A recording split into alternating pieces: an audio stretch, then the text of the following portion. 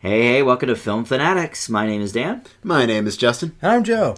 This week we take a look at 4 new movies for you. Hail Caesar, Pride and Prejudice, and Zombies, and 2 Oscar hopefuls in the Best Foreign category, Mustang, and in the Best Animated category, When Marnie Was There. First up, though, is the Coen brothers' latest. That is Hail Caesar. Joe? Oh, yeah. The question is, this is indeed the latest movie from the Coen brothers, and the question of whether or not it's the greatest will be answered soon. Basically, the premise takes place in the 1950s, and it follows this man named Eddie Mannix. He's Josh Brolin, and he's running this studio in Hollywood, and he's kind of going through a little bit of a crisis determining what his place is in Hollywood. Is he doing something worthwhile? And he's actually currently working on a production going over the tale of Jesus, kind of a Ben-Hur sort of thing called Hail Caesar. And the main actor, played by George Clooney, is kidnapped by people with a mysterious goal. By Newman. By Wayne Knight. by one of the best cameos in the movie. And I'll be honest, it took me a second because he looks very different. Well, he didn't have his glasses on. Mm-hmm. His hair was more slicked back. The thing is, though, he lost a lot of weight, and then he kind of gained some of it back. Mm-hmm. So, and I guess he's a little older now. But no, I will spoil it right now. His little bit was probably one of the best parts of the movie for me. But considering how minor it was, that should also indicate something else. All right. First of all, I should mention that this was one of my most anticipated movies of the year because it's Coen Brothers. You had it in your top 5. And I really like a lot of their stuff. I mean, Fargo, No Country for Old Men, Big Lebowski, just a lot of really great movies. And generally, I really like the stuff these guys put out. Not this one. Really, really disappointed with this one. And where to begin with this? To put it bluntly and succinctly, this movie has some good elements in it, for sure. Potential for good ideas. But it's a half-finished movie. It is literally a half-finished product. Because you have all these storylines that have major parts that are skipped over or rushed to a conclusion almost automatically. It literally feels like this whole second act that's completely skipped. And you have all these little sequences where they're working on different films in the studio, which I liked, like this little dance number with Channing Tatum, which is cool, but it goes on way too long. And in a relatively short movie, you're wasting all this time on something you should use for plot, which is lacking. Another thing that really angered me is one of the big selling points of this movie is that it's a big ensemble. But most of the people advertised in the trailer, they aren't characters. They are cameos. That is a scene or 2 tops. Like I will be honest, Jonah Hill plays a character that I really like, and I wanted to know a lot more. Great minor Jonah Hill appearance. And there's a really interesting possibility for a plot line somewhere with Scarlett Johansson's character that seems like it's got to be a plot in the movie that gets resolved. Like a couple major ones, like, okay, there's some interesting stuff here, gets resolved off screen. Like nothing. This movie is filled with pointless air. Now, that aside, like I said, the main plot with Mannix is the only one that kind of gets resolved. A little bit rushed, but there is some interesting drama there. And I liked that dramatic component. But in terms of the comedy, I got a few laughs. There was the funniest thing for me was actually, there's this young actor they're purporting who's a former Western star who kind of has the biggest part in the movie. He's okay, and his gig is that he's basically a bad actor trying to boost up in a different drama. And he's working with Ralph Fiennes as a director in this new drama. Rafe Fiennes. I call him Ralph. It's how it's spelled. He's working with Rafe Fiennes as a director on this drama, and the funniest part for me was this gag where he just is terrible and has to do this line over and over again. That's the only line I really laughed at a lot in this movie. Considering it's supposed to be kind of a comedy, that's pretty bad. Some of the direction was good, some of the cinematography was decent, but like I said, the story is literally half finished with a lot of wasted time. It just kind of ends, and I'm like, oh, we just skipped a whole second act or something and resolved all our minor plot lines that basically shouldn't have been in the movie. Like, you have a character introduced, and it's supposed to be some big plot twist. Oh, he's actually this person, and this is their goal, but I don't know him, so it doesn't matter. And then, okay, what's the goal behind these people? Some vaguely economical communist thing that doesn't make any sense, doesn't affect anything, and is never explained. Yeah. It's just, for lack of a better word, don't want to ramble anymore, but basically, unfinished movie. Well, continue now. Here's the thing. I mean, it's clearly a love letter to old Hollywood. Yeah. And they got a lot of that sort of atmosphere correct. Which is good. By all accounts. Yeah. And, obviously they were taking great pains in, making the sets appropriate. Absolutely. And all of that. Absolutely. The production quality is definitely one of the better points of this movie. If It's about the only good one, though, if it's a love letter to Hollywood, yes. So much going on here. Justin, I actually thought of something you said when we watched the Mel Brooks movie, History of the World Part 1, how they went on and on with the Inquisition. Yes. You know? And, okay, that one personally didn't affect me, but I know you didn't really like it going on so long. But I thought of that while I was watching this, because this song number with Channing Tatum is a full-on production number. Which is cool. And it's cool. It's shot well. The song's okay. But it's pointless. You know, Tatum was doing a good job. But it's absolutely pointless. It's completely pointless. As is, honestly, a lot of the stuff with the Western actor. Most of this movie. His real name is Alden something or other. Aaron Ehrlich or something. Aaron Reich, I think. Yeah, something. You know, and he was fine in the movie. Good actor, but yeah. To be honest, not really needed. also doesn't affect anything. You know, Really. I felt like it was like one missed opportunity after the other. The one person you didn't mention, Joe, that I thought was a super missed opportunity was Tilda Swinton. Definitely. We all love her on this show. In this movie, she plays twin reporters. All right. And I thought that was a huge missed opportunity for laughs. There was a gag there that was kind of okay, and I think there was more time with her than some of the other characters, which is why I wasn't too mad about her. Couple of scenes, and I like that. But once again, never. But go somewhere with it. No, never realized. Doesn't really happen. Yeah. She's very talented. Yeah. This script is in sore need of comedy. Speaking of which, take out some of the people, give her a little bit of a bigger part, and. Well, I just have to mention, of course, the Coen brothers go to Frances McDormand. Pointless. Oh my God. Pointless. Yeah. Anger. Completely. I forgot about her. Exactly. I was looking forward to what huge component she could have in the plot. Pointless. You know that scene in the trailer? Yeah. That's the scene That she's is in. literally it. Which is almost doesn't need to. Ooh, Yeah. That's like most of this movie is like just nothing. Well, and the other thing is, the Josh Brolin side plot where he's trying to be lured away by this airline company is also kind of pointless. And that's arguably almost the main plot. It sort of is. Well, I mean, the main plot is getting George Clooney back. It's the main character plot. But, it doesn't, by the end of the day, it doesn't affect anything, and nothing happens with it. Well, that's because it's supposed to be kind of connected to the other plot with George Clooney and his development. But his development, of course, gets resolved. His development stinks. Nothing, because like you said. Like, what does he learn at the end? I don't know. And then Brolin kind of comes to terms with his original idea and sort of has this resolution. But literally, it's like, okay, so just because the thing with George Clooney wraps up, oh, okay, I guess I'm fine now, no more conflict. No, how did you come to your final conclusion? We missed a part of your story, too. Yeah. It's really frustrating. We're hogging the airtime. I'm sorry, Justin. Go ahead, sorry. I mean, is there anything Justin, we didn't hit Justin, on that I'm telling you, liked or didn't like? I was holding this in because there's so much rage from me. That's why I wanted to talk to you after this movie. There's so much rage. I feel like you had more to say about this than I did, but here's the thing, listeners. I doubt I'm going to find a more frustrating movie to discuss this year. Now, the Coen brothers have had writer's block before and have made it work. Case in point, Barton Fink. This just feels like... I love Barton Fink, though. That's a solid movie, though. Getting to that. This is like, hey, let's tell a story about Hollywood. Like Barton Fink. That's great. What story do we want to tell? We have no idea. So, you know what? Let's take 5 different potential storylines, cram them into one movie, and call it a movie. It's a good point, though, Justin, because they've already made a movie about old Hollywood in Barton Fink. Pretty much, yeah. Which I didn't remember. I mean, I knew it was them, but I sort of forgot that, it's the exact same era that we're focusing on in this movie. Also involving screenwriters, lo and behold. But all over the place. Production values, very good. Performances, actually okay. Honestly, if it wasn't for everybody honestly committing to their characters, this would have been so much worse for me. Because the script is... I'll just be frank. The script was not ready. It wasn't complete. And I feel like nobody had the guts to tell the Coen brothers, this is not ready. What, are they working on British Spies for too long? I guess so. That's my only guess as to how this happened. By the wayside? I would say the worst one I've seen. I'm not a big Burn After Reading fan, but... I enjoyed that I really like Burn After Reading. I think that's an underrated movie. Rephrase. I like the first half of Burn After Reading. But the second part becomes a very different movie. But that's another example of a movie that might have been a little underwritten. And actually, ironically enough, when they started abruptly ending plot lines, I started to get Burn After Reading flashbacks. But at least that had complete arcs, though, for people. To varying extents, but yes.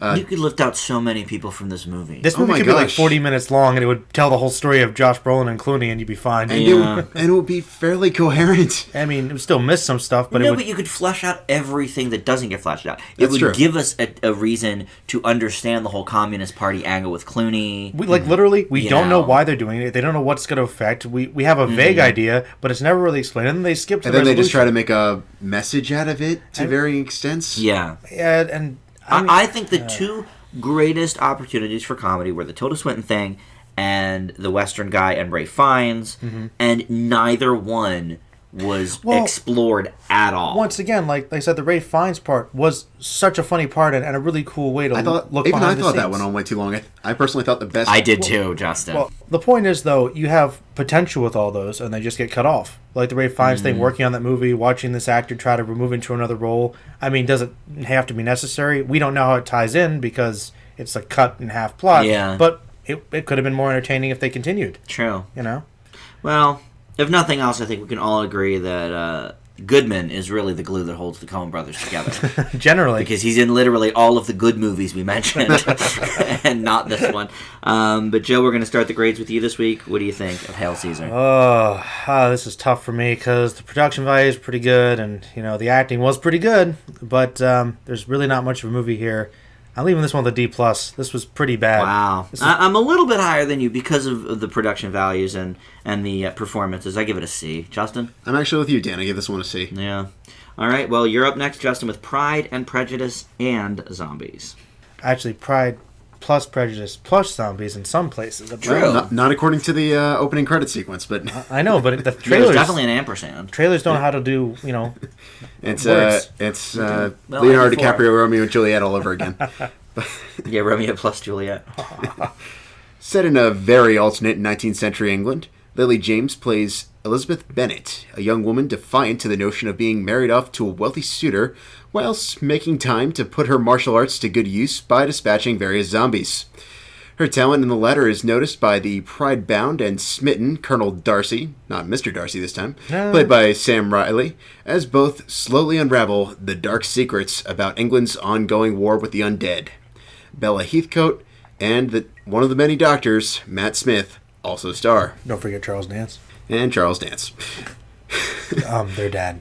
Game of Thrones guy. Oh, I was going to say, that name means nothing to me. Yeah, I was going to say... Old guy. Sure. Well, this is a very take it for what it is kind of movie. What I liked about this over the last attempt to adapt a Seth Grahame-Smith novel, obviously Abraham Lincoln Vampire Hunter, is it actually focuses on the material. Abraham Lincoln Vampire Hunter just took like the bare bones aspect of the book and sort of basically decided, hey, we'll make an action movie. This one sort of addresses what I think the book was trying to do. Be Pride and Prejudice, but also incorporate this like weird horror aspect in a way that doesn't betray the material and still feels like he's doing a solid impersonation of how Jane Austen would have probably written horror fiction. Did you read the book out of curiosity? No, but I was colleagues with a friend who absolutely loved it, and okay. I had many conversation with her about it. So, in the case of this one, it doesn't always work. That's probably where I need to start. But what really helps carry it above that is the fact that, with the exception of Riley, who seems desperately convinced that he's the British equivalent of Batman, constantly with his gritty undertone voice, but it's definitely there. But just about everyone else is completely game for this, and it really heightens the fun that can be had with it once, if provided you're willing to actually take it for what it is. Action sequences, I was surprised how much they got away with for a PG-13, but okay for what it is. But where do you guys stand on the PG-13 rating, just to kick the... Well, it's funny. I did think that it was kind of violent, but the way it was shot was actually pretty clever in that regard because it wasn't really gory. Like, they showed a lot of people getting murdered or eaten, but they would do, like, from the waist up and then show Lily James, like, stomping on his head, and you knew what she was doing... Without actually seeing it. So, in that respect, I actually thought it was sort of cleverly directed or edited. Joe? Yeah, I actually kind of like the way it was shot that way. Like, I understood why they were doing it. It was obvious. But you got to see some really interesting camera angles and cinematography because of it, which I think kind of improved that overall. Yeah. To be honest. I thought it was technically not too bad. And you didn't read the book, I assume. No, but I know quite a bit about Jane Austen. You do, actually. Yeah. I'm sort of on the opposite end. Like, I have seen a couple of the movies. I haven't read or seen Pride and Prejudice, the original, since high school. So I can't really speak to how well this movie portrays the subject. But obviously you know probably a little more. I can help you out a little bit. Yeah, I mean, did you... Because I sort of got the sense they were trying to be reverent to the material, but adding their own twist. Yeah. Well, It's very much their own thing. I kind of joked with somebody recently that it was sticking pretty true to the novel in a lot of ways into the main story. Just kind of have a zombie background and insert zombie in every third sentence, and it's pretty much Pride and Prejudice more or less, yeah. with zombies. And like, well, that Why not? movie certainly delivers what it promises. I mean, The false I advertisement. was like, okay, I'm cool with that. Well, I hated The Vampire Hunter. I didn't see that. I thought one. that movie was god-awful. That was a horrible interpretation of what the book was. So you did read that book? I did read that book. Okay. Well... That is not a worthy interpretation. Yeah, of that movie material. was bad. But I agree, Justin. I feel like with this movie, you sort of get what you go in expecting. Absolutely. I mean, I sort of expected, like, okay, this is going to be a low-budget version of a BBC Pride and Prejudice or something. Probably. With, less attention to things like costumes. I sort of got out of it what I thought. The humor attempts I didn't really like. I thought Matt Smith was awful. Is he a really bad actor? Do people not like him as the Doctor? He's one of the more popular doctors. Is he? He's good as the Doctor, yeah. Okay, well, I thought he was real bad in this. If it makes you feel any better, he was pretty bad in Terminator Genesis, so I think outside of Doctor Who, he hasn't come shown- on. He had like What was 4 he? lines. He was Genesis. Skynet. Yeah. He was. Which is why Yeah, well, blaming him for Terminator Genesis is... I did not blame him. I did not blame him for Terminator Genesis. He just said he wasn't good His in it. performance wasn't particularly good, which was not his fault. Like that scene at the end of this with the wedding where he's like mugging for the camera. It's like that was kind of annoying. That's kind of what Matt Smith does, though. Yeah, he's kind of naturally eccentric. Let's see. He is Doctor Who. Not a fan. Insert Doctor Who reference here because that's just a fandom thing. Okay. That was Look how cool intentional. I am. That didn't work out for me because I'm not a fan, I guess. But you'd like him, Doctor Who. but I thought there were like a few decent action sequences. Like I said, I kind of got out of it what I thought I would. It didn't disappoint. I wasn't like, oh my god, this is amazing. I thought it would be kind of an average experience, and it was. Joe, what's your grade on Pride and Prej? I pretty much agree with you. I think that in terms of that, it was a pretty standard recreation of it with some zombies, and I wasn't really disappointed. Leave it to C+. Thought it was okay. Okay. It's a straight up C for me. Justin? For some camp and just living up, being okay with the material. I leave it with a B-. It does its job. Okay. One of the best of the year so far. Oh, no. Sadly. Well, there's still Kung Fu Panda 3, but... That's why I said one of. But that's about it for you. The only 2 positives this year. Oh, yikes. Yeah, probably. I think my 2 were Kung Fu and Finest so far. Kung Fu? Finest Hours. Yeah, Kung Fu is all you got. I don't really like many movies so far this year. All right, well, up next is Mustang, and this is Oscar nominated this year for Best Foreign Feature. It's a Turkish language film, and it's directed by Deniz Ergüven, who's a female director who takes cues from her own life for parts of this story. It is about 5 orphan sisters ranging in age from preteen to, I would say, about 17 or 18. And in the beginning of the film, they get in some trouble from their grandmother and uncle for being too flirtatious with boys, so the girls are now forbidden from leaving the grounds, even to go to school. One by one, the girls get married off against their will, until just the youngest 2 are left and decide to take a stand. This one has a lot of positives. I think Ergüven gives this story a heartbeat, and you really do feel for the girls who really are just being teenage girls, doing what teenage girls do, flirting with boys, kind of having fun. But it is shot in this real frenetic way that made me confused at times about what was going on. And with girls being so close in age and looking rather similar since they're supposed to be sisters, I got a little bit confused as to what was happening. At one point, somebody even dies, and I wasn't quite sure who it even was. And that scene gets real rushed anyway, so I wasn't sure if it had the right emotional impact. But other than that, I really did like this movie. It opens up a whole world through the lens of this camera that I don't think we would know about otherwise. That girls still are getting married off in this day and age. And maybe the best part of it for me was that it kept a good sense of humor among the despair. I mean, these girls obviously had a rough go of it, but as siblings would do, like we sort of learned with the Wolfpack movie not long ago for home media. In desperate times, sometimes being a little bit more free and laughing and stuff helps. And so I thought the movie struck a pretty good balance between the two of those. Now, this is the first foreign film for the Oscars this year that I've seen. Justin, have you seen any of the other ones yet? No, and it has not been for lack of trying, let me tell you. So, I can't say how it compares to those other films, but, I thought it was decent. I can see why it got that nomination. No, I definitely agree with you, Dan. It certainly earns its nomination. The frenetic camera work, I think, was a big deal at times, but others, I think it does actually work well. It actually sets up a fairly humorous scene, probably about a third of the way into the movie, quite well, actually, that I rather enjoyed. My main concern is I just thought it got a little repetitive at times. We'd sort of jump from, okay, we're focusing on this one. I mean, this sibling, she's out of the picture. Yeah, one girl gets married off, and then the next one gets married off. Yeah, I agree.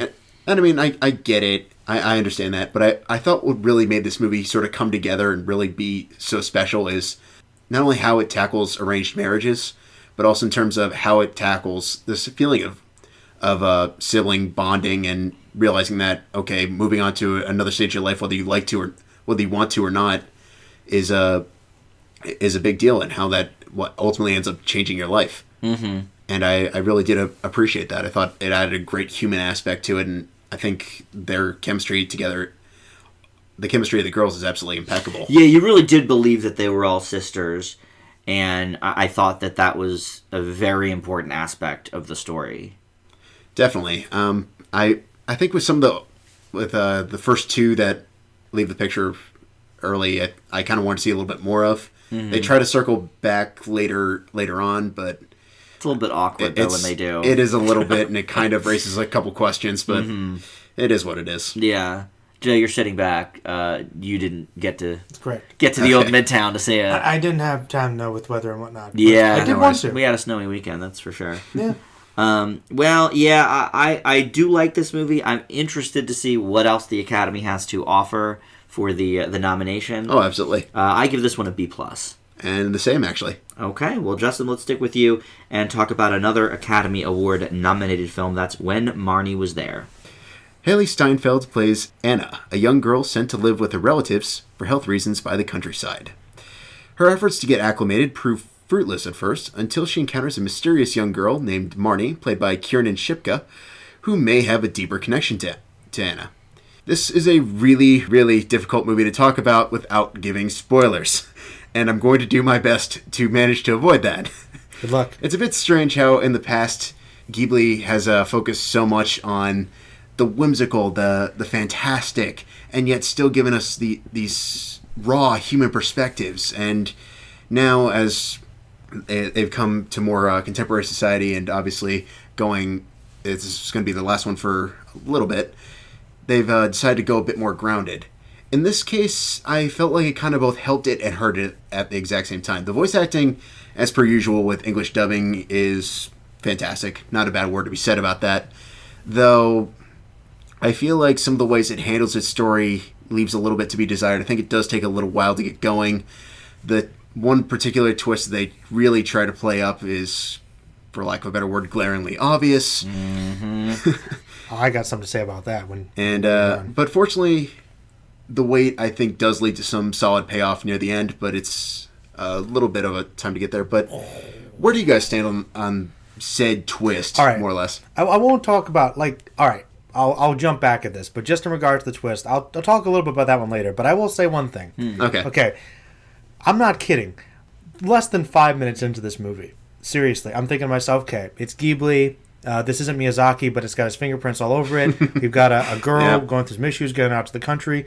When's there going to be some sort of supernatural ghost? Oh, there's an old tower over there that's said to be haunted by ghosts. Called it. Called it. There's ghosts involved, people. That's not a spoiler. There's ghosts. So yeah, I mean, I could pick up on some things pretty quickly in this rather slow-moving film. A bit slow-moving. A little slow. Yeah, I can't disagree with that statement. I thought the voice acting was decent in this, Justin, but I don't think it was quite up to par with some of the other Ghibli English dubs that we've had. Oh no, there's always been better. But I mean, and I like the performers involved. I mean, Gina Davis and Haley Steinfeld and some others. But Can you guys guess my favorite character? who was the dad? John C. Reilly. John C. Reilly was actually He's pretty great. pretty awesome. Oh, she's fine. Don't worry, she'll be cool. Yeah, he was good. He was good. Good, nice guy. But like, I just maybe it was because the rest of the movie I felt like was a bit of a lesser entry as well. Maybe the voice acting kind of went along with that. Well, But- the performers weren't really bad necessarily, but I think that some of the direction might have been some a of little the off. some of the script is a little shaky. Like the translation, like some of the things these characters are saying doesn't sound quite natural, particularly when you do meet Marnie. I'm like, these scenes seem kind of weird. Well, and also one of the things that really bothered me, like I appreciate that this movie is tackling some very heavy issues, mental health, lesbian relationships, abuse, et cetera, but the whole like relationship between these two girls, first of all, starts immediately. Like, Hey, mean, how you doing? Where did this come from? Best buddies, you know, and who the heck are you? BFFs. That's not how people work, is it? no, and I mean, it's as a gay person, there's kind of like a inside joke in the community that like lesbians, move way too fast and move in together, after 2 weeks or whatever, and it's like, but this is like ridiculous. There's one scene where I'm sorry, I know it's supposed to be a dramatic scene where she's calling back to her. She's like, "Why'd you abandon me?" And she's on the balcony, and there's like this romantic kind of music. I'm like, aren't they like 12? Yes. I'm like, what is going on here? Well, what's funny is, now that we've pared down the show a little bit, we have been, excluding a movie here or there. And one of the movies we're not covering this week is the new Nicholas Sparks movie, The Choice.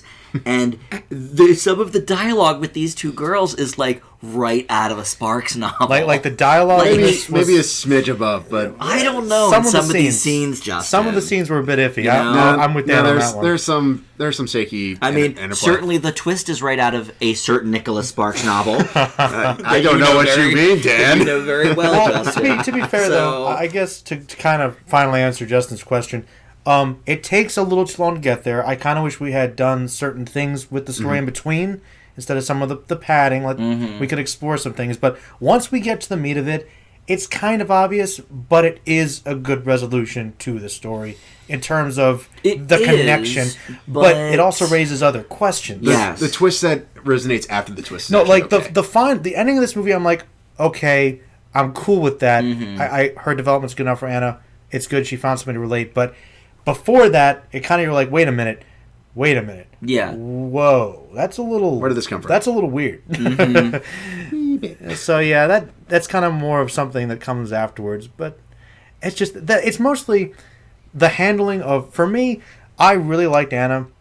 I liked her conflict. I liked her exploration when it was her internal stuff. I mean, it's a How little, about her artwork? and it's her art. The artwork is. Do I even need to say it? Of course, it's Ghibli. The artwork's fantastic. No, I mean her artwork. Or her sketching. Yes. The sketchings were good. Yeah. I liked the concept. Yes, obviously story. the visuals of the movie were fine. But like her going to the country, I liked that. I wanted more of her story and her struggle, and I feel like the Marnie stuff should have been worked in a little bit slower. Yeah, it's sort of overshadowed. Like ironically, Anna's own story. for me, the Marnie stuff was my least favorite part of the movie because it was. I actually really awkwardly like the handled. side characters so much more. Yeah, like her cousins or aunts and uncles, the townspeople, like the fishermen. Could we have more connections so she can grow naturally? Like I don't mind the kind of supernatural backdrop, but we rushed so much into that and nothing is really done with that until like towards the end. Like wait a minute, there's plot being revealed now that this is finally interesting.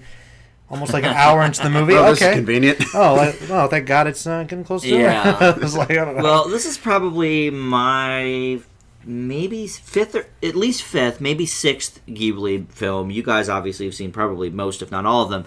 I mean, this is, for me, among the lower end for sure. Still, Would you guys say this is? it's almost. I don't want to say it. I don't really like Ponyo either. But I thought Ponyo was Ponyo has okay. problems. Yeah, but I kind of like Ponyo. This is a weaker entry. It's not necessarily Not the worst though. Or maybe it is. I don't know. There's some early Ghibli stuff I don't like that much. But, Okay, well that's fair. but But you probably got me lapped on. But I've seen most of the stuff. But I mean, I typically just prefer all the Miyazaki stuff, and if it's not him, Right. it's I answered your question. This is not the worst. Tales from Earthsea, done by his son, but like he's over the shadow of his dad. Try to tackle this complex I story. never even heard of this movie. Yeah, Not good. Okay. Yeah, there's some reasons you don't know about. So that's probably my least favorite. This one, it's okay. It's kind of like Pixar. The standards are up here, and you get like a When, brave, like, low tier and is- it's like a little lower. yeah, it's okay. It's like B range, then it's got a problem. Tackling some really heavy stuff, and Yeah. the characters are interesting, but the main component of the story, the more supernatural stuff, is kind of the weakest part and awkwardly handled. Strangely enough, So yeah. I'm like, that's weird for Ghibli. That's like what they're usually What best is this? at. Yeah. So, yeah. Well, and for me, this is 3 years in a row now of the Academy snubbing a truly great animated film for a lesser one. You know, two years ago was Monsters U. Last year, Lego Movie, obviously. Yeah. And I'm sorry, the Peanuts movie should have been nominated over this. I thought it was much better. This is, I think, the third entry I've seen in the animated. I haven't seen two of the other ones. I think the only one all of us are missing is. Oh, that's right, because we saw Boy in the World. Anomalisa. Yeah, because we saw Anomalisa last week. That's Yep. right. I think they're just giving it because it's the potentially last one, I think they are too. Give it like a and little send-off. That's what they do. which isn't really fair. You know, It's It not. isn't. Although, at the same time, it does kind of surprise me because Oscar's so white and Oscar's so old. The Peanuts are literally the oldest thing. And it doesn't get in much whiter than existence, that. And it doesn't get much whiter, except for Franklin. Of course. But yeah, so it surprised me. But I think you're right, Joe. I think it was more of a sentimental nomination. Got to give them because, you know, the That was the Oscars. one year Spirited Away took it. It's So like they have to be cool, right? So yeah, we like anime. Yep. We know what that is. We'll give Miyazaki his company one more like boom. They're Well, not they going to always win. try to choose like one that's sort of out of left field. Like the one year, I think it was 2011. They picked Chico and Rita, which is a great movie, but nobody watched Justin, but I bet you I could feel even. like most of them this year are that way. Yeah. Boy, what is it? Boy in the Bubble? it. Boy in the World, Boy in the World? Bubble Boy. very different movie. But Boy in the World. I mean, I think, you know, that's out of left field. I mean, look, I'm glad they didn't nominate, like, Minions or Home. You Yeah, know, there those would be were some middling entries. But, questionable choices. Yeah, yeah. but, yeah, I don't know. All right, well, with that, Joe, what's your grade on this? I leave this one with a B minus. It was okay. Exactly the same. B minus from me. Justin? lo and behold, B minus. Ooh, wow. All right, well, that will do it for the show this week. Now, coming up, a couple of minisodes. We've got the minisode for, speaking of which, Oscar's So White month, where that's our theme for this month for the older films, and we each picked a movie that garnered a Oscar win for a black actor or actress. We've also got the Oscars minisode where we're going to tell who we think should win and who we think will win, in addition to revamping our top 20s. All right, well, that will do it. Joe, you've got obviously a lot of things going on your channel. Yeah. Deadpool full review. Yeah, course. probably night of because everybody's excited for that one. Also continuing the X-Files, so hashtag X-Files, you know, it's back. Of course. Hey. By the way, quick aside, did you hear the monstrous ratings for that first episode back? I heard it was pretty good. Yeah, it was like 50 million people or something. Holy cow. Yeah. That counts the 3 days afterwards, post. where they do the DVR counting too. Yeah, but still, I heard the ratings were really good. that's super crazy That's good. enormous. No, people wanted X-Files So- back, and I've been pretty happy I guess with they it so got far. it. But as for us, you can subscribe to our channel here, and of course, check us out on Facebook, Film Fanatics with an exclamation point, and the Twitter feed at Film Fanatics Pod. And we'll see you back here next time. Bye.